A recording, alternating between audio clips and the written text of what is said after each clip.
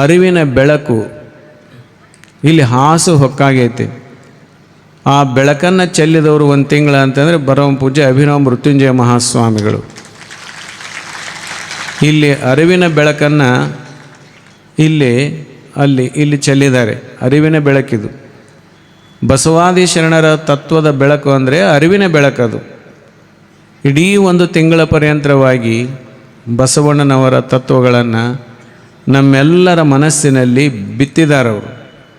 ಬಿತ್ತುವಂಥ ಕಾರ್ಯವನ್ನು ಮಾಡಿದ್ದಾರೆ. ಅದು ದೊಡ್ಡ ಪವಿತ್ರವಾದಂಥ ಕಾರ್ಯ. ಬಿತ್ತು ಕಾರ್ಯ ಅಂದರೆ ಪವಿತ್ರವಾದಂಥ ಕಾರ್ಯ. ಅದಕ್ಕಾಗಿ ಆ ಕಾರ್ಯವನ್ನು ಮಾಡಿದಂಥ ಪರಮ ಪೂಜ್ಯ ಮೃತ್ಯುಂಜಯ ಮಹಾಸ್ವಾಮಿಗಳು ನಾಡಿನಲ್ಲಿ ಶ್ರೇಷ್ಠ ಪ್ರವಚನಕಾರರು. ಎಷ್ಟು ಓದಿಕೊಂಡಾರವರು ಅಂತಂದ್ರೆ ಅದ್ಭುತ ಓದುಗಾರರವರು. ಅವರಿಗೊಂದು ಕೃತಜ್ಞತೆಗಳನ್ನು ಅವರಿಗೆ ಸಲ್ಲಿಸಿ ಇವತ್ತು ನಮ್ಮ ಪರಮ ಪೂಜ್ಯ ಮಹೇಶ್ವರ ದೇವರು ಭಾಳ ಸಾತ್ವಿಕ ಪೂಜ್ಯರವರು. ಒಂದು ಮಾತು ಹೆಚ್ಚಾಯ್ತು, ಎರಡು ಮಾತು ಕಡಿಮೆ ಆಯ್ತು. ಹಾಗೆ ಅತ್ಯಂತ ಸಾತ್ವಿಕರು ಮತ್ತು ಅಧ್ಯಯನಶೀಲರು, ಜ್ಞಾನಿಗಳು, ಮಹಾಜ್ಞಾನಿಗಳು. ಅವರ ವ್ಯಕ್ತಿತ್ವ ಅಪರೂಪವಾದಂಥ ವ್ಯಕ್ತಿತ್ವ ಐತಿ.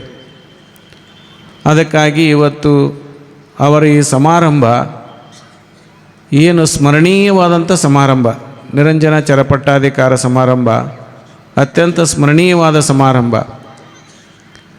ಅವರು ಈ ಮಠದ ಪೀಠಾಧಿಪತಿಗಳಾದ ಮೇಲೆ ಬಸವಣ್ಣನವರ ಕರುಣೆಯಿಂದ, ಪರಮ ಪೂಜ್ಯ ಬೀಳೂರಿನ ಗುರುಬಸವ ಮಹಾಸ್ವಾಮಿಗಳ ಕೃಪೆಯಿಂದ, ಮುರುಘೇಂದ್ರ ಮಹಾಶಿವಿಗಳವರ ಕೃಪೆಯಿಂದ ಈ ನಾಡಿನ ತುಂಬೆಲ್ಲ ಬಸವಾದಿ ಶರಣರ ತತ್ವದ ಬೆಳಕನ್ನು ಅವರು ಹರಡ್ತಾ ಅವರು ಸಂಚರಿಸ್ತಾರೆ. ಅಂಥ ಮಹಾಶಕ್ತಿಯನ್ನು ಬಸವಾದಿ ಶರಣರು ಅವರಿಗೆ ಅನುಗ್ರಹಿಸ್ತಾರೆ. ನಿಮ್ಮೆಲ್ಲರ ಪ್ರೀತಿ ವಿಶ್ವಾಸ ಅವ್ರ ಮೇಲೆ ಸದಾಕಾಲ, ನಿಮ್ಮೆಲ್ಲರ ಭಕ್ತಿ ಅವ್ರ ಮೇಲೆ ಸದಾಕಾಲ ಇರಲಿ ಅಂತ ತಮ್ಮಲ್ಲಿ ವಿನಂತಿಯನ್ನು ಮಾಡ್ಕೊತೇನೆ. ಇನ್ನು ಎರಡನೇದ್ದು ಅಂತಂದರೆ, ನೀವು ಯಾರು ಮಕ್ಕಳನ್ನ ಮಠಕ್ಕೆ ಕೊಡಂಗಿಲ್ಲ, ನನಗೆ ಗೊತ್ತೈತೆ. ನೀವು ಯಾರೂ ಮಠಕ್ಕೆ ಮಕ್ಕಳನ್ನ ಕೊಡಂಗಿಲ್ಲ. ಮಠಕ್ಕೆ ಮಕ್ಕಳನ್ನ ಕೊಡೋದಂದ್ರೆ ಭಾಳ ಕಷ್ಟ ಅದು. ಇವತ್ತು ಅವರು ತಂದೆ ತಾಯಿ ಆ ಮಕ್ಕಳನ್ನು ತ್ಯಾಗ ಮಾಡಿದ್ದಾರೆ. ತ್ಯಾಗ ಮಾಡೋದಂದ್ರೆ ಏನು, ಪೂರ್ತಿ ನನ್ನ ಮಗ ಅಲ್ಲ ಅಂತ ಅವ್ರು ಬಿಟ್ಟಾರ. ಇವ್ರು ನನ್ನ ತಂದೆ ತಾಯಿಗಳಲ್ಲ ಅಂತ ಅವ್ರು ಬಿಟ್ಟಾರ. ಬಿಟ್ಟು ಈ ವಿರಕ್ತ ಮಠಕ್ಕೆ ಬಂದಾರ. ಇವರಿಗೆ ತಂದೆ ತಾಯಿಗಳು ಯಾರು ಅಂತಂದರೆ ನೀವೇ. ಏನು ಭಕ್ತರದಿರಿ, ಭಕ್ತರೇ ತಂದೆ ತಾಯಿಗಳು. ಚನ್ನಬಸವಣ್ಣವರು ಹೇಳ್ತಾರೆ, ಗುರುವಿಂಗಾಧಾರ ಭಕ್ತ, ಲಿಂಗಕ್ಕಾಧಾರ ಭಕ್ತ, ಜಂಗಮಕ್ಕಾಧಾರ ಭಕ್ತ, ಕೂಡಲ ಚನ್ನ ಸಂಗಯ್ಯನಲ್ಲಿ ಎನ್ನ ಮಾತಾಪಿತನಿ ಸದ್ಭಕ್ತ. ಈ ವಿರಕ್ತ ಸ್ವಾಮಿಗಳಿಗೆ ಅಂದರೆ ಏನು ಸನ್ಯಾಸತ್ವವನ್ನು ಸ್ವೀಕಾರ ಮಾಡಿದಂಥ ವಿರಕ್ತ ಸ್ವಾಮಿಗಳಾಗಿರಲಿ ಅಥವಾ ನಮ್ಮ ಪಟ್ಟದೇವರ ಮಹಾಸ್ವಾಮಿಗಳಾಗಿರಲಿ, ಅವರೆಲ್ಲರೂ ಸನ್ಯಾಸಿಗಳೇ. ಅವರಿಗೆಲ್ಲ ತಂದೆ ತಾಯಿಗಳು ಯಾರು ಅಂತಂದರೆ ಸದ್ಭಕ್ತರು, ನೀವೇ ತಂದೆ ತಾಯಿಗಳು. ಅದಕ್ಕೆ ನೀವೆಲ್ಲರೂ ಸೇರಿ, ನಾವಂತೂ ನಮ್ಮ ಕಾಯಕದಾಗಿರ್ತೇವಪ್ಪ, ಹೊಲ ಮನೆ ಉದ್ಯೋಗದಾಗಿರ್ತೇವೆ, ನಮಗೆ ಓದೋಕ್ಕಾಗಂಗಿಲ್ಲ, ಬರೆಯೋಕ್ಕಾಗಂಗಿಲ್ಲ. ನೀನೊಬ್ಬ ಸ್ವಲ್ಪ ಚೆಂದಾಗಿ ಧರ್ಮದ ಪ್ರಕಾರ ಧರ್ಮವನ್ನು ಚೆಂದಾಗಿ ಓದ್ಕೊಂಡು ಬಂದು ನಮಗೂ ಸ್ವಲ್ಪ ಧರ್ಮ ತತ್ವಗಳನ್ನು ಹೇಳಪ್ಪ, ಒಂದು ಸ್ವಲ್ಪ ಸಂಸ್ಕಾರವನ್ನು ಕೊಡು ಅಂತ ಹೇಳಿ ಒಬ್ಬ ಮಗನನ್ನು ತಂದು ಇಲ್ಲಿ ನೀವು ಕುಂಡ್ರಿಸಿರ್ತೀರಿ. ಒಂದು ಸಂಸ್ಕಾರ ಮುಂದುವರಿಬೇಕು, ಒಂದು ಧರ್ಮದ ತತ್ವ ತಿಳಿಬೇಕು. ಇದಕ್ಕಾಗಿ ನಿಮ್ಮಲ್ಲಿರ್ತಕ್ಕಂಥ ಮಗನನ್ನೇ ತಂದು ಇಲ್ಲಿ ಕುಂಡ್ರಿಸಿರ್ತೀರಿ. ಅದಕ್ಕೆ ನಮ್ಮ ತಲೆಯೊಳಗೆ ಒಂದು ಇರಬೇಕು, ಶರಣರ ತಲೆಯೊಳಗೆ ಏನಂತಂದ್ರೆ ಮಠದಾಗಿರ್ತಕ್ಕಂಥ ದೇವ್ರ ಐತಲ್ಲ, ಕೂಸು ಐತಲ್ಲ, ಅದು ನಮ್ಮ ಮಗ ಅಂತ ತಿಳ್ಕೊಬೇಕು. ಈಗ ಅವ್ರ ತಂದೆ ತಾಯಿ ನಮ್ಮ ಮಗ ಅಲ್ಲ ಅಂತ ಬಿಟ್ಟು ಹೋಗ್ಬಿಟ್ರೆ ಅವ್ರಿಗೆ. ಈಗ ಭಕ್ತರು ಏನು ತಿಳ್ಕೊಬೇಕಂದ್ರೆ ಅದು ಕೂಸು ನಮ್ಮ ಮಗ ಅಂತ ತಿಳ್ಕೊಬೇಕು. ನಮ್ಮ ಮಗ ಅಂದ್ಗಳು ಮತ್ತು ಪಾಲು ಕೇಳಕ್ಕೆ ಬಂದಾಗಿಂದ ತಿಳ್ಕೊಂಡ್ರಿ, ಹಾಗೇನಿಲ್ಲ. ಭಾವನಾತ್ಮಕವಾಗಿ, ಧಾರ್ಮಿಕವಾಗಿ, ಸಾಮಾಜಿಕವಾಗಿ ನನ್ನ ಮಗ ಅಂತ ತಿಳ್ಕೊಡ್ರಿ. ಇಂಥ ಸಂದರ್ಭದಲ್ಲಿ ಎಲ್ಲೋ ಏನೋ ನಿಮ್ಮ ಮನ್ಯಾಗ ಒಂದು ಸ್ವಲ್ಪ ಪ್ರಸಾದ ಮಾಡಿದ್ರಿ, ಅಡುಗೆ ಮಾಡಿದ್ರಿ ಅಂತಂದ್ರೆ ಮಠದಾಗ ನನ್ನ ಮಗ ಅದಾನ ಅಂತ ತಿಳ್ಕೊಬೇಕು. ಒಂದಿಟ್ಟು ವಿರಕ್ತ ಮಠ, ಸನ್ಯಾಸಿಗಳ ಮಠ ಏನಿರ್ತೈತಿ, ಒಲಿನೇ ಇರೋಂಗಿಲ್ಲ. ಅಲ್ಲಿ ಮುಂಜಾನೆ ಉಂಡ್ರು ಮಧ್ಯಾಹ್ನಕ್ಕೆ ಇರೋರು, ಮಧ್ಯಾಹ್ನ ಕೂಡ ಸಂಜೆಗೆ ಇರೋಂಗಿಲ್ಲ. ಎಲ್ಲ ಇರ್ತೈತಿ, ಮಾಡೋರು ಇರೋಂಗಿಲ್ಲ. ಅಲ್ಲಿ ಮಠ ಸನ್ಯಾಸಿಗಳ ಜೀವನ ಅಂದ್ರೆ ಹಂಗಿರ್ತೈತಿ. ತಮ್ಮ ಮನ್ಯಾಗ ಬಂದು ಉಂಡಿರ್ತೇವೆ ಬೆಳಗ್ಗೆ ಎದ್ದು, ಮಧ್ಯಾಹ್ನದಾಗ ಹೊಟ್ಟೆ ಎಸಿತಂದ್ರೆ ಮಾಡೋರು ಇರೋಂಗಿಲ್ಲ. ಅಲ್ಲಿ ಇಂಥ ಸನ್ಯಾಸಿಗಳ ಮಠ, ವಿರಕ್ತ ಮಠಗಳಂದ್ರೆ ಇವೆಲ್ಲ. ಅದಕ್ಕೇ ಕಂತಿ ಭಿಕ್ಷೆ ಕಳಿಸ್ತಿದ್ರು ಅವಾಗೆಲ್ಲ. ಕಂತಿ ಭಿಕ್ಷದ ರೊಟ್ಟಿನ ಊಟ ಮಾಡಿಕೊಂಡು ಸ್ವಾಮಿಗಳು ಬದುಕಬೇಕಾಗಿತ್ತು. ಅಂಥ ಪರಿಸ್ಥಿತಿಯಲ್ಲಿ ಎಲ್ಲ ಬಡ ಮಕ್ಕಳನ್ನ ಕರ್ಕೊಂಬರ್ಬೇಕು. ಬಡ ಮಕ್ಕಳನ್ನ ಕರ್ಕೊಂಬಂದು ಮಠದಾಗ ಇಟ್ಕೊಂಡು ಕಂತಿ ಭಿಕ್ಷೆ ಮಾಡಿ ಅವರೆಲ್ಲ ಸ್ವಾಮಿಗಳೆಲ್ಲ ಭಿಕ್ಷಕ್ಕೆ ಹೋಗಿ ಜೋಳ ಇಸ್ಕೊಂಬಂದು ಮಕ್ಕಳನ್ನ ಸಾಕಬೇಕಾಗಿತ್ತು. ಇಂಥ ಒಂದು ಕಾಯಕವನ್ನು ನಮ್ಮ ವಿರಕ್ತ ಮಠಗಳು, ಹಿರೇಮಠಗಳು ಮಾಡ್ಕೊತ ಬಂದಿದ್ದಾವೆ. ಹೀಗಾಗಿಯೇ ನಮ್ಮ ಲಿಂಗಾಯತ ಸಮಾಜದಲ್ಲಿ ಎಲ್ಲ ಸಮಾಜದ ಮಕ್ಕಳನ್ನು ಸಲುಹಿದ್ದಾರೆ. ಬರೀ ಲಿಂಗಾಯತ ಸಮಾಜದಲ್ಲಿ ಎಲ್ಲ ಸಮಾಜದ ಮಕ್ಕಳನ್ನು ಸಲುಹಿದ್ದಾರೆ. ಅಂಥ ಒಂದು ಕಾಯಕವನ್ನು, ಇಂಥ ಶ್ರೇಷ್ಠ ಕಾಯಕವನ್ನು ವಿರಕ್ತ ಮಠಗಳು, ಹಿರೇಮಠಗಳು ಮಾಡ್ಕೊಂಡು ಬಂದಿದ್ದಾವೆ. ಅಂದಲ್ಲೇ ಸಮಾಜ ಎಲ್ಲರೂ ಶಿಕ್ಷಣವಂತರಾಗಿದ್ದಾರೆ. ಅವಾಗ ಶಿಕ್ಷಣನೇ ಇದ್ದಿಲ್ಲ ನಮಗೆ. ಒಂದು ಪತ್ರ ಬಂದ್ರೆ ಓದಕ್ಕೆ ಬರ್ತಿದ್ದಿಲ್ಲ ನಮಗೆ. ನಮ್ಮ ಹೆಸರು ನಮಗೆ ಬರೆಯಕ್ಕೆ ಬರ್ತಿದ್ದಿಲ್ಲ. ನಮಗೊಂದು ಸಹಿ ಮಾಡಕ್ಕೆ ಬರ್ತಿದ್ದಿಲ್ಲ ಒಂದು 70 ವರ್ಷದಿಂದ. ಇವತ್ತು ನಮ್ಮ ಸಮಾಜದಲ್ಲಿ ಒಬ್ಬರು ಮಾಸ್ತರ್ ಇರ್ತಿದ್ದಿಲ್ಲ, ಒಬ್ಬರು ಡಾಕ್ಟರ್ ಇರ್ತಿದ್ದಿಲ್ಲ, ಒಬ್ಬರು ಇಂಜಿನಿಯರ್ ಇರ್ತಿದ್ದಿಲ್ಲ, ವಕೀಲರು ಇರ್ತಿದ್ದಿಲ್ಲ, ಯಾರಿಗೂ ಓದಕ್ಕೆ ಬರ್ತಿದ್ದಿಲ್ಲ. ಇಷ್ಟೆಲ್ಲ ಇವತ್ತಿನ ದಿವಸ ಎಷ್ಟು ಮಂದಿ ವಕೀಲರು, ಎಷ್ಟು ಮಂದಿ ಡಾಕ್ಟರು, ಎಷ್ಟು ಮಂದಿ ಇಂಜಿನಿಯರು. ಇದಕ್ಕೆಲ್ಲ ಏನು ಕಾರಣ ಅಂತಂದರೆ ಮಠಗಳು ಮಾಡಿದಂಥ ಒಂದು ಶೈಕ್ಷಣಿಕ ಸೇವೆ. ಮಠಗಳು ಶಿಕ್ಷಣ ಸಂಸ್ಥೆಯನ್ನು ಸ್ಥಾಪನೆ ಮಾಡಿದರು, ಬೋರ್ಡಿಂಗನ್ನು ಸ್ಥಾಪನೆ ಮಾಡಿದರು, ಕಡು ಬಡ ಹುಡುಗರನ್ನ ಕರ್ಕೊಂಬಂದು ಮಠದಾಗ ಇಟ್ಕೊಂಡು ತಾವೆಲ್ಲ ಹಳ್ಳಿಯೆಲ್ಲ ಅಡ್ಡಾಡಿ, ಬಿಸಿಲಾಗ ಮಳೆಯಾಗ ಅಡ್ಡಾಡಿ ಭಿಕ್ಷೆಯನ್ನು ತಂದು ಮಕ್ಕಳನ್ನ ಊಟ ಮಾಡಿಸಿ ಸಾಕಿ ಸಲಹಿದ ಪರಿಣಾಮವಾಗಿ ಇವತ್ತಿನ ದಿವಸ ಇಡೀ ಸಮಾಜದಲ್ಲಿ ಎಲ್ಲರ ಮಕ್ಕಳು ಶಾಣರಾಗಿದ್ದಾರೆ. ಇದು ಮಠಗಳು ಮಾಡಿದಂಥ ಒಂದು ಅದ್ಭುತವಾದಂಥ ಸೇವಾ ಕಾರ್ಯ ಇದು. ಅದಕ್ಕಾಗಿ ಆ ಮಠಗಳು ಅಂತಂದರೆ, ಅಂಥ ಸೇವೆಯನ್ನು ಮಾಡಿದಂಥ ಮಠಗಳು ಅಂದರೆ ಅದು ಸಮಾಜದ ಸಂಪತ್ತು, ಅದು ಸಮಾಜದ ಸಂಪತ್ತು. ಅದಕ್ಕೆ ಆ ಮಠವನ್ನು, ಮಠದ ಸ್ವಾಮಿಗಳನ್ನು ಕಾಪಾಡ್ಕೊಳ್ಳೋದು ನಮ್ಮ ಜವಾಬ್ದಾರಿ ಇರ್ತೈತಿ. ಅದಕ್ಕೆ ಇವತ್ತು ಮಠದಾಗ ನಮ್ಮ ದೇವ್ರು ಅದಾರ ಅಂದ್ರೆ ಅವ್ನು ನಮ್ಮ ಮಗ ಅಂತ ತಿಳ್ಕೊಡ್ರಿ. ನೀವು ಯಾರು ನಿಮ್ಮ ಇದ್ರಾಗ ಸಾಂಗ್ಲ್ಯಾಗ ಅಥವಾ ಯಾವ ವಿಜಾಪುರದಾಗ ಮಗ ಓದಕ್ಕೆ ಹತ್ತಿದ್ನಂದ್ರೆ ನೀವೇನು ಹೋಳಿಗೆ ಪಳಿಗೆ ಮಾಡಿದ್ರೆ ಅಂದ್ರೆ ಮಗನ ನೆನೆಸ್ಲಾರದಿರ್ತೀರಿ. ನನ್ನ ಮಗ ನಾವು ಹೋಳಿಗೆ ಉಣ್ಣಾಕತ್ತೇಪ್ಪ, ಅವ್ನು ಮರ ಅನ್ಕೊಂತ ಉಣ್ತೇವೆ ಅಂತೇವಿ. ಹಂಗೆ ಇವನು ಒಬ್ಬ ಇಬ್ಬರು ಮಕ್ಕಳು ನಿಮಗಿದ್ರೆ ಅಂದ್ರೆ 3ನೇ ಮಗ ನಮ್ಮ ಮಠದಾಗ ಅದಾನ ಅನ್ನೋಂಥ ಭಾವ ಇರಲಿ. ಆ ಭಾವ ಇರಲಿ. ತಾಯಿಗಳು ಏನೇ ಮಾಡಿದ್ರೆ ಸಹಿತ ನನ್ನ ಮಗ ಅದಾನಪ್ಪ ಅಂತ ಒಂದು ಸ್ವಲ್ಪ ಪ್ರಸಾದ ಕೊಡ್ರಿ. ಹೆಂಗದೇಪ್ಪ, ಆರಾಮದೇ ಇಲ್ಲ, ಆರಾಮಾಗಿ ಪ್ರಸಾದ ಮಾಡು, ಆರೋಗ್ಯ ಕಾಪಾಡ್ಕೋಬೇಕು ಅಂತ ತಿಳ್ಕೊಂಡು ಹೇಳಿ ಸ್ವಲ್ಪ ಯೋಗಕ್ಷೇಮ ಕೇಳ್ರಿ. ಹಿಂಗೆ ತಂದೆ ತಾಯಿಗಳು ಹೆಂಗೆ ಯೋಗಕ್ಷೇಮ ಕೇಳಿದ್ರೆ ಅವಳಲ್ಲಿ ಒಂದು ಉತ್ಸಾಹ ಬರ್ತೈತಿ, ಒಂದು ಅಂತಃಕರಣ ಬರ್ತೈತಿ.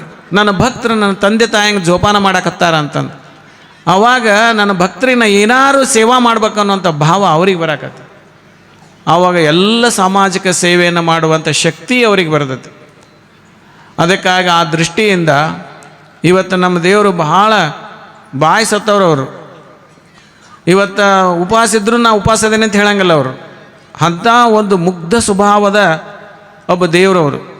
ಅದಕ್ಕಾಗಿ ಆ ದೇವರನ್ನು ಇವತ್ತಿನ ದಿವಸ ನಾವೆಲ್ಲ ಸ್ವಾಮಿಗಳು ಸೇರಿಕೊಂಡು ನಿಮ್ಮ ಮುಡಿಯೊಳಗೆ ಹಾಕ್ತೀವಿ. ಯಾಕಂದ್ರೆ ನಾವು ಮಾತಾಡಿ ಹೋಗೋರದೇವಿ. ಇಲ್ಲಿ ಯಾರು ಇರ್ತೀರಿ? ಯಾರು ಇರಂಗಿಲ್ಲ, ಎಲ್ಲರೂ ಹೇಳ್ತೇವೆ, ಮಾತಾಡಿ ಹೋಗ್ಬಿಡ್ತೇವೆ. ನಾವೀಗ ಇರೋರು ಯಾರು ರೀ? ನೀವು ಅವರಿಬ್ಬರ. ಅದಕ್ಕೆ ಆ ದೇವರನ್ನು, ನಮ್ಮ ದೇವರನ್ನು ನಿಮ್ಮ ಮುಡಿಯೊಳಗೆ ಹಾಕಿ ಹೋಗ್ತೀವಿ. ಅದನ್ನು ಜೋಪಾನ ಮಾಡೋದು ನಿಮ್ಮ ಕಾಯಕ ಅಂತ ತಿಳ್ಕೊಂಡು ಹೇಳಿ ನಾವು ವಿನಂತಿ ಪೂರ್ವಕವಾಗಿ ಕೇಳ್ಕೊತೇನೆ. ಇನ್ನು 3ನೇದಪ್ಪ ಅಂತಂದ್ರೆ ಏನು ಬಸವಣ್ಣವರು ನಮ್ಮ ಅಪ್ಪಗಳು ಭಾಳ ಚಲೋ ಹೇಳಿದ್ರು, ಮೃತ್ಯುಂಜಯ ಅಪ್ಪಗಳು ಭಾಳ ಚಲೋ ಹೇಳಿದರು. ತಾವೆಲ್ಲ ಸಮಸ್ತ ಜನ ಏನು ನಾವು ಕೂತೀರಿ, ಇಷ್ಟು ಬಂದು ಕುಂತು ನೀವು ಓಪನ್ನಾಗಿ ಕುಂತು ಇಷ್ಟೆಲ್ಲ ಧರ್ಮ ತತ್ವಗಳನ್ನು ತಿಳ್ಕೊಳಕ ಹಿಂಗೆ ಕುಂತು ಕೇಳ್ತೀರಿ, ಹಂಗೆ ಅವಕಾಶ ಐತಿ ಅಂದ್ರೆ ಅದಕ್ಕೆ ಬಸವಣ್ಣವರೇ ಕಾರಣರು. ಬಸವಣ್ಣವರೇ ಕಾರಣರು. ಯಾಕಂತಂದ್ರೆ ಹಿಂಗೆ ಕುಂತು ಧರ್ಮದ ತತ್ವಗಳನ್ನು ಕೇಳುವಂಥ ಹಕ್ಕು ಹೆಣ್ಮಕ್ಳಿಗೆ ಇದ್ದಿದ್ದೇ ಇಲ್ಲ. ಹೆಣ್ಮಕ್ಳಿಗೆ ಇದ್ದಿದ್ದೇ ಇಲ್ಲ. ಹೆಣ್ಮಕ್ಳೆಲ್ಲರೂ ಶೂದ್ರ ಅಂತ ತಿಳ್ಕೊಂಡ್ಬಿಟ್ಟಿದ್ರು ಎಲ್ಲರೂ. ಅವತ್ತಿನ ಕಾಲದಲ್ಲಿ ಹೆಣ್ಮಕ್ಳೆಲ್ಲ ಶೂದ್ರು, ಅವ್ರಿಗೆ ದೀಕ್ಷೆನೇ ಇದ್ದಿದ್ದಿಲ್ಲ. ದೀಕ್ಷೆ ಇಲ್ಲ ಅಂದಮೇಲೆ ಮೋಕ್ಷ ಇಲ್ಲ ಅಂತ ಹೇಳಿಬಿಟ್ರು. ಹಂಗಾರೆ ಹೆಣ್ಮಕ್ಳಿಗೆ ಮೋಕ್ಷ ಆಗ್ಬೇಕಾರೆ ಏನು ಮಾಡಬೇಕು? ಹೆಣ್ಮಕ್ಳಿಗೆ ದೀಕ್ಷೆ ಮಾಡಂಗಿಲ್ಲ, ಅವರು ಶೂದ್ರರು ಹೆಣ್ಮಕ್ಳೆಲ್ಲರೂ. ಹೆಣ್ಮಕ್ಳಿಗೆ ಶೂದ್ರ ಆದ್ರೆ ಹೆಣ್ಮಕ್ಳು ಮೋಕ್ಷ ಇರೋಂಗಿಲ್ಲ, ದೀಕ್ಷೆ ಇಲ್ಲ, ದೀಕ್ಷೆ ಇಲ್ಲ ಅಂದ್ರೆ ಮೋಕ್ಷ ಇಲ್ಲ. ಹಂಗಾರೆ ಹೆಣ್ಮಕ್ಳಿಗೆ ಮೋಕ್ಷ ಆಗ್ಬೇಕಾರೆ ಏನು ಮಾಡಬೇಕು? ಹೆಣ್ಮಕ್ಳು ಮೋಕ್ಷ ಆಗಾರೆ ಏನು ಮಾಡ್ಬೇಕಂದ್ರೆ ಹೆಣ್ಮಕ್ಳು ಸಾಯ್ಬೇಕು, ಸತ್ ಮ್ಯಾಗ ಗಂಡು ಮಕ್ಕಳಾಗಿ ಹುಟ್ಟಬೇಕು. ಅವರು ಹುಟ್ಟಿದ ಮ್ಯಾಗ ಅವರು ದೀಕ್ಷಾ ತೊಗೋಬೇಕು, ಆನಂತರ ಮೋಕ್ಷ ಆಗ್ಬೇಕು ಅಂತ ಹೇಳಿದರು ಬಸವಣ್ಣವರಿಗೆ. ಆವಾಗಂದ್ರೆ ಛೇ ಇದು ಬ್ಯಾಡದೆ ಅಂತಂದ್ರೆ ಅವರು, ಇದೇ ಜನ್ಮಲ್ಲಿ ದೀಕ್ಷೆ ಆಗ್ಬೇಕು ಹೆಣ್ಮಕ್ಳಿಗೆ, ಇದೇ ಜನ್ಮಲ್ಲಿ ಮೋಕ್ಷ ಆಗ್ಬೇಕು ಹೆಣ್ಮಕ್ಳಿಗೆ ಅಂತಂದ್ರು ಬಸವಣ್ಣವರು. ಅದಕ್ಕಾಗಿ ತಾಯೇಂದ್ರ ಸಲುವಾಗಿಯೇ ಅವರು ಮನೆ ಬಿಟ್ಟು ಹೋಗ್ಬಿಟ್ರು. ಮುಂದೆ ಇಷ್ಟಲಿಂಗವನ್ನು ಕಂಡು ಹಿಡಿದ ಮೇಲೆ ಬಸವಣ್ಣವರೇ ಇಷ್ಟಲಿಂಗವನ್ನು ಕಂಡು ಹಿಡಿದ್ರು. ಇಷ್ಟಲಿಂಗ ಕಂಡು ಹಿಡಿದ ಮೇಲೆ ಶೂದ್ರು ಅಂತ ಯಾರು ಕರಿತಿದ್ರು ತಾಯಿಗೆ, ಆ ತಾಯಿಗೇ ಲಿಂಗ ಕಟ್ಟಿಬಿಟ್ರು. ಮೊದಲು ಹೆಣ್ಣು ಮಕ್ಕಳಿಗೆ ಈ ಜಗತ್ತಿನಲ್ಲಿ ಮೊಟ್ಟ ಮೊದಲು ಹೆಣ್ಣು ಮಕ್ಕಳಿಗೆ ದೀಕ್ಷೆಯನ್ನು ಕೊಟ್ಟಂಥ ವ್ಯಕ್ತಿ ಯಾರಂತಂದರೆ ಬಸವಣ್ಣವರು. ಯಾರು ಹೆಣ್ಣು ಮಕ್ಕಳಿಗೆ ದೀಕ್ಷೆಯನ್ನು ಕೊಟ್ಟಿಲ್ಲ. ಬುದ್ಧ ಆಗಿರ್ಬೋದು, ಎಲ್ಲರಾಗಿರ್ಬೋದು, ಯಾರು ಹೆಣ್ಮಕ್ಳಿಗೆ ದೀಕ್ಷೆ ಕೊಡೋಕ್ಕಾಗಲಿಲ್ಲ ಅವರಿಗೆ. ಹೆಣ್ಣು ಮಕ್ಕಳಿಗೆ ದೀಕ್ಷೆಯನ್ನು ಕೊಟ್ಟಂಥ ಪ್ರಥಮ ಮಹಾನ್ ವ್ಯಕ್ತಿ ದಾರ್ಶನಿಕ ಅಂತಂದರೆ ಬಸವಣ್ಣವರು. ಯಾವಾಗಂದು ಬಸವಣ್ಣವ್ರು ಹೆಣ್ಮಕ್ಳಿಗೆ ದೀಕ್ಷೆ ಕೊಟ್ಟರು, ಲಿಂಗ ದೀಕ್ಷೆ ಕೊಟ್ಟರು, ಅವತ್ತು ಎಲ್ಲ ಹೆಣ್ಮಕ್ಳು ಕೊಳ್ಳಾಗ ಲಿಂಗ, ಇವತ್ತು ನಿಮ್ಮ ತಾಯಿ ಕೊಳ್ಳಾಗಲ್ಲ ಲಿಂಗ ಅದಾವಂದ್ರೆ ಅದು ಬಸವಣ್ಣವ್ರ ಕೃಪೆ. ಯಾವಾಗ ಲಿಂಗ ದೀಕ್ಷೆ ಆಯಿತು ಮೋಕ್ಷಕ್ಕೆ ದಾರಿ ಆಯಿತು. ಇದೇ ಜನ್ಮದಲ್ಲಿ ಮೋಕ್ಷ. ಇದನ್ನು ಕೊಟ್ಟವರು ಅಪ್ಪ ಬಸವಣ್ಣನವರು.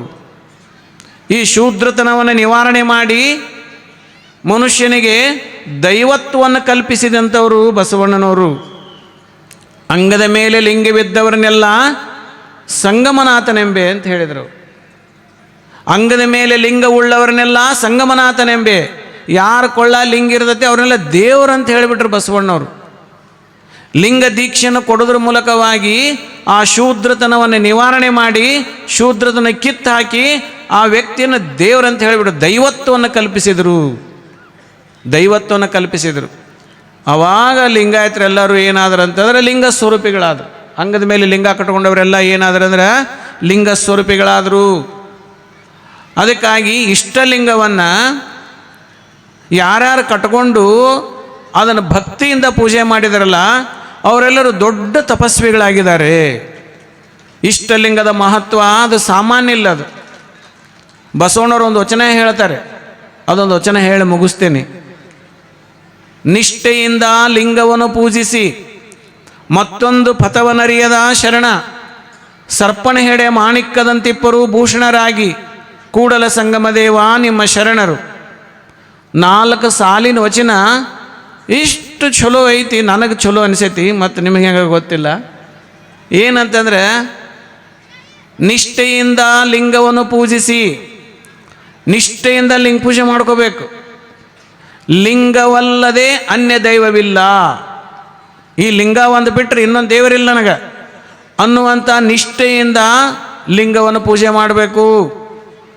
ಲಿಂಗ ಪೂಜೆ ಆದಮ್ಯಾಗ ನೀರು ಕುಡಿಬೇಕಪ್ಪ ಅನ್ನೋದೇನೊಂದು ನೇಮ ಐತಲ್ಲ, ನಿಷ್ಠೆ ಅದೊಂದು ನಿಷ್ಠೆ.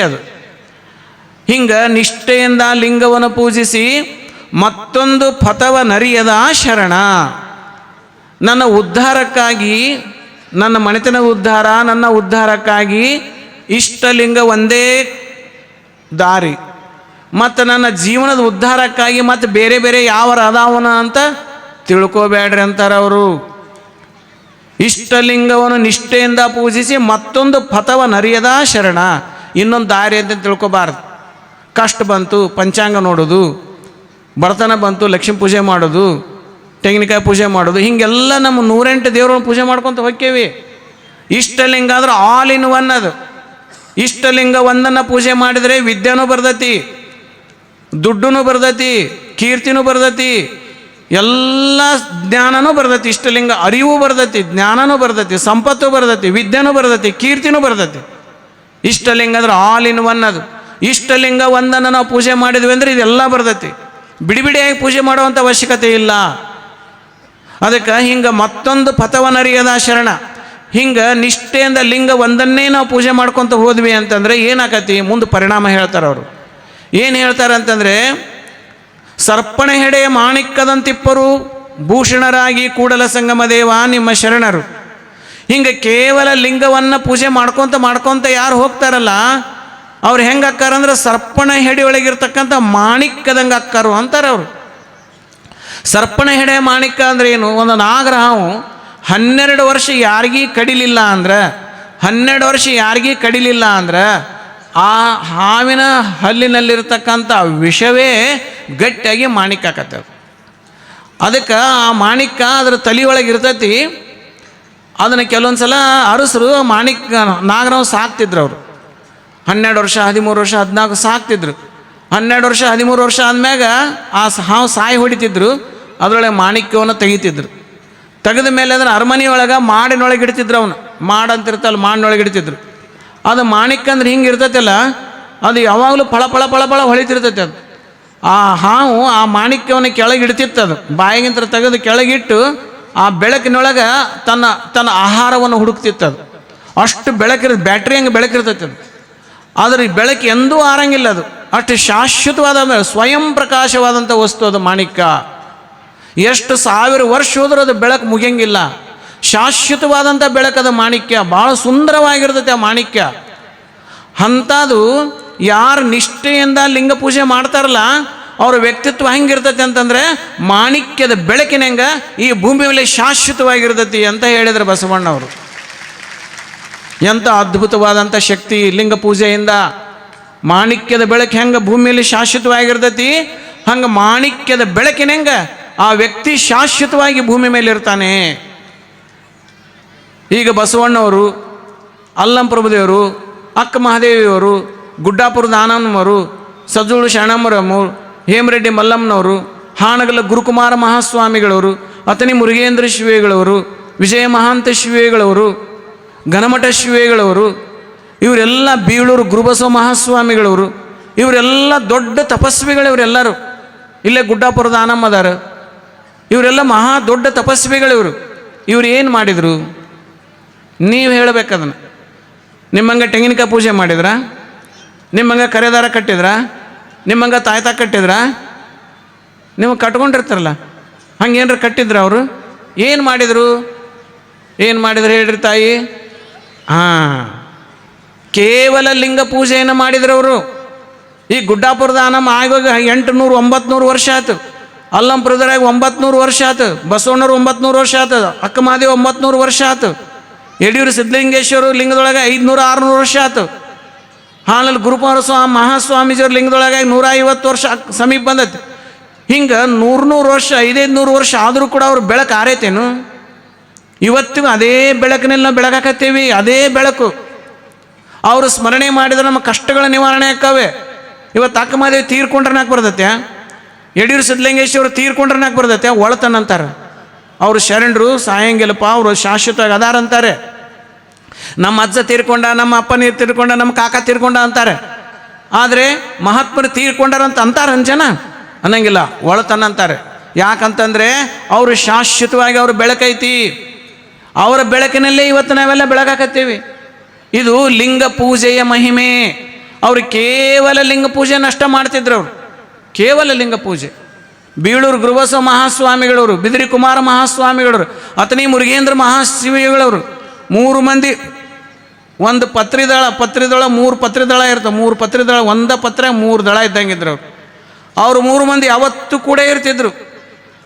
ಅವರು ಯಾವಾಗಲೂ ಲಿಂಗ ಪೂಜೆಯನ್ನೇ ಮಾಡ್ತಿದ್ರು. ಅಷ್ಟು ಮಹಾ ತಪಸ್ವಿಗಳಾಗಿ ಹೋದರು ಲಿಂಗ ಪೂಜೆ ಮಾಡಿದ್ದಕ್ಕೆ. ಅದಕ್ಕೆ ಇಷ್ಟೆಲ್ಲ ನಮಗೆಲ್ಲ ಉದಾಹರಣೆ ಅದಾವು. ಇದ್ರೂ ಕೂಡ ನಾವು ಲಿಂಗ ಕಟ್ಕೊಂಡ್ರೆ ಲಿಂಗ ಕಟ್ಕೊಳ್ಳಂಗಿಲ್ಲ. ಲಿಂಗ ಕಟ್ಕೊಂಡಿರ್ತಾರ, ಓದಲ್ಲಿ ಜಗಲಿ ಮ್ಯಾಗ ಇಟ್ಟಿರ್ತಾರೆ. ಅದು ಲಿಂಗ ಯಾವಾಗಾರ ವರ್ಷಕ್ಕೊಂದ್ಸಲ ತೆಗಿತಾರೆ. ಲಿಂಗ ಎಲ್ಲ ಕರಿಗೆ ಹೋಗ್ಬಿಟ್ಟಿರ್ತೈತೆ. ಅದು ನಮ್ಮನ್ನು ದೇವರನ್ನಾಗಿ ಮಾಡೋದಕ್ಕೆ ಇಷ್ಟಲಿಂಗ. ಅದು ದೇವರನ್ನಾಗಿ ಮಾಡುವಂಥ ಇಷ್ಟಲಿಂಗವನ್ನು ಇಷ್ಟೊಂದು ಅಲಕ್ಷ್ಯ ಮಾಡೋದು ನಾವು ಎಂದೂ ಮಾಡಬಾರದು. ಅದಕ್ಕಾಗಿ ಅಪ್ಪಗಳು ಬಂದಾರ. ನಾಳೆ 1ನೇ ತಾರೀಕಿನ ದಿವಸ ಲಿಂಗ ದೀಕ್ಷೆ ಐತಿ. ಮಹಾತ್ಮರು ಬಂದಿದ್ದಾರೆ. ಅವ್ರ ಕಡೆಯಿಂದ ನೀವೆಲ್ಲರೂ ಲಿಂಗ ದೀಕ್ಷೆ ತಗೊಂಡು ಕೊಳ್ಳಾಕ ಕಟ್ಕೊಡ್ರಿ.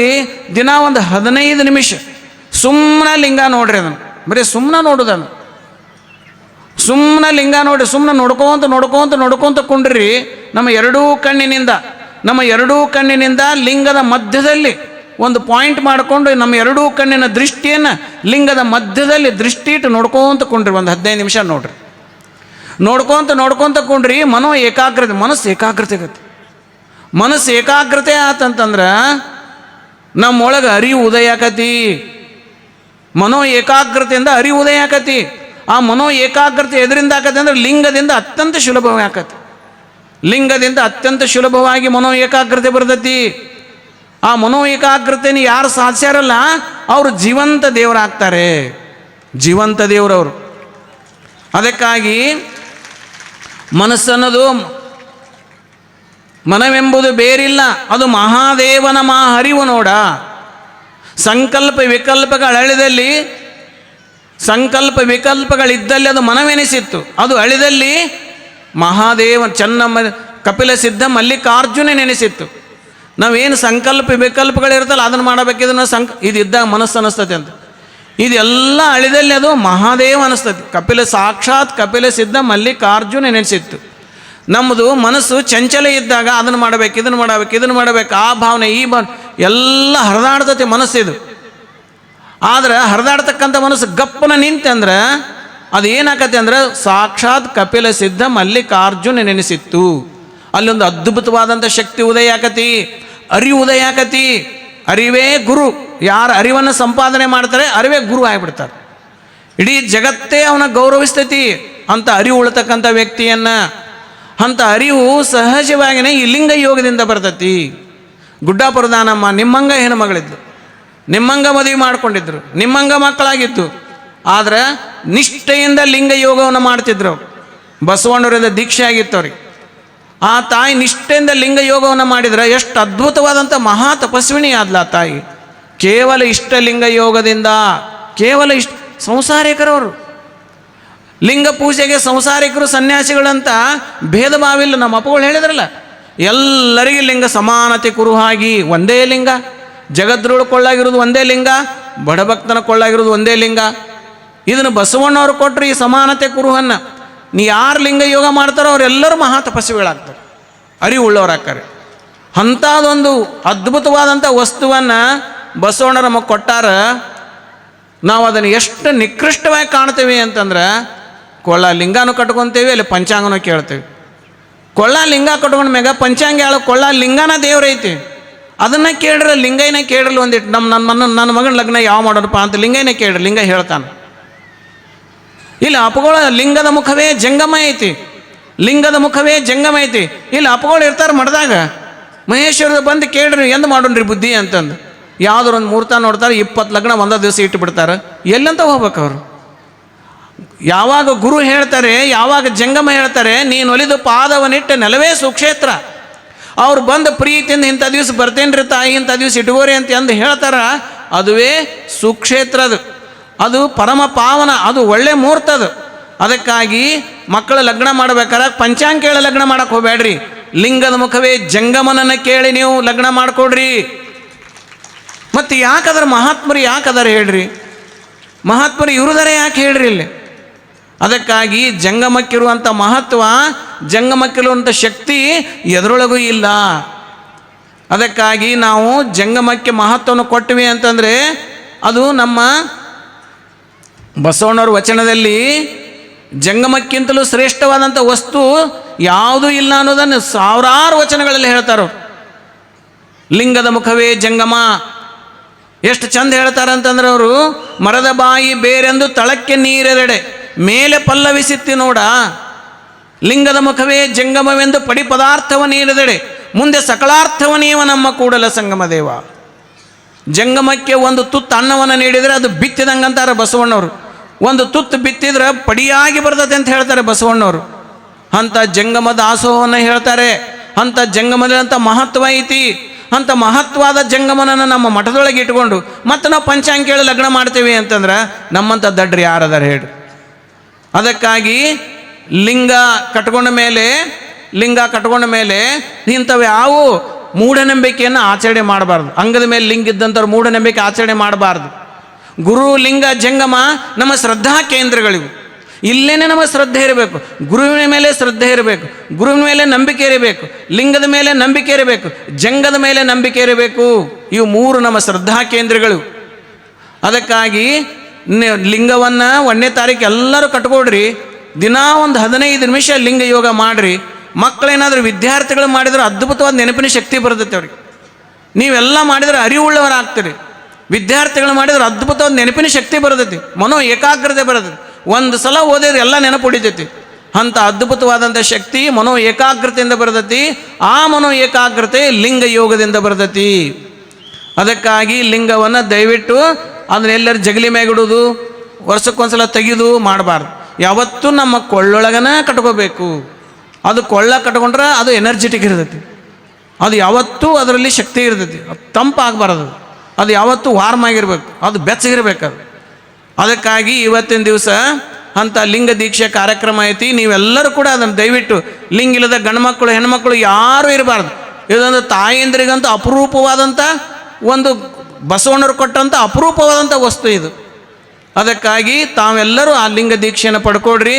ಲಿಂಗ ತೆಗೆದಿಡಬೇಡ್ರಿ, ನಿತ್ಯದ ಲಿಂಗ ಯೋಗ ಮಾಡಿರಿ ಅಂತ ಹೇಳಿ ಇವತ್ತು ಬೀಳೂರು ಗುರುಬಸವ ಮಹಾಸ್ವಾಮಿಗಳವರು ಮತ್ತು ಮುರುಗೇಂದ್ರ ಮಹಾಸ್ವಾಮಿಗಳವರು, ಬೀಳೂರು ಮುರುಗೇಂದ್ರ ಮಹಾಸ್ವಾಮಿಗಳವರ ದೊಡ್ಡ ಬೆಳಕು ಇಲ್ಲಿ ಬಿದ್ದುಬಿಟ್ಟೈತಿ. ಇಲ್ಲಿ ಅದೆಲ್ಲವೂ ಸದ್ಭಕ್ತರ ಅಂತರಂಗದಲ್ಲಿ ಬೆಳಕಾಗಿ ಹೊಮ್ಮೇತಿ. ಅವರ ಅಂತಃಕರಣ ಆಶೀರ್ವಾದ ನಿಮ್ಮ ಮೇಲೆ ಸದಾಕಾಲ ಇರ್ತೈತಿ. ಅತ್ಯಂತ ಅದ್ಭುತವಾಗಿ ವೈಭವಪೂರ್ಣವಾಗಿ ಈ ಪಟ್ಟಾಧಿಕಾರವನ್ನು ಚೆನ್ನಾಗಿ ನೆರವೇರಿಸ್ರಿ. ಈ ನಮ್ಮ ದೇವರನ್ನು ನಿಮ್ಮ ಮಗ ಅಂತ ತಿಳ್ಕೊಂಡು ಜೋಪಾನ ಮಾಡಿರಿ. ನೀವೇ ತಂದೆ ತಾಯಿಗಳದಿರಿ ಅಂತ ತಮ್ಮಲ್ಲಿ ವಿನಂತಿಯನ್ನು ಮಾಡಿಕೊಂಡು ನಮ್ಮ ಎಲ್ಲ ಪರಮ ಪೂಜ್ಯರ ಅಂತಃಕರಣ ಆಶೀರ್ವಾದ ನಮ್ಮ ದೇವರ ಮೇಲೆ ಯಾವತ್ತೂ ಇರ್ತೈತಿ. ಅವರ ಪ್ರೀತಿ ಅಂತಃಕರಣ ಇರ್ತೈತಿ. ಇನ್ನೂ 3 ದಿನಗಳವರೆಗೆ ಗದಗಿನ ಅಜ್ಜವರು ಬರ್ತಾರೆ ಮತ್ತು ನಮ್ಮ ನಿಡಸುಸಿ ಅಜ್ಜವರು ಬರ್ತಾರೆ. ಇನ್ನೂ ಎಲ್ಲ ಮಹಾ ತಪಸ್ವಿಗಳೆಲ್ಲರೂ ದಯಮಾಡಿಸ್ತಾರೆ. ಅವರ ಅಂತಃಕರಣ ಆಶೀರ್ವಾದ ಅವರ ಮೇಲೆ ಸದಾಕಾಲ ಇರ್ತೈತಿ. ತಮ್ಮೆಲ್ಲರ ಭಕ್ತಿ ಪ್ರೀತಿ ನಂಬಿಕೆ ಅವರ ಮೇಲೆ ಇರಲಿ ಅಂತ ತಮ್ಮಲ್ಲಿ ವಿನಂತಿಯನ್ನು ಮಾಡಿಕೊಂಡು ಈ ಮಾತು ಮುಗಿಸ್ತೀನಿ. ಶರಣು ಶರಣಾರ್ಥಿ.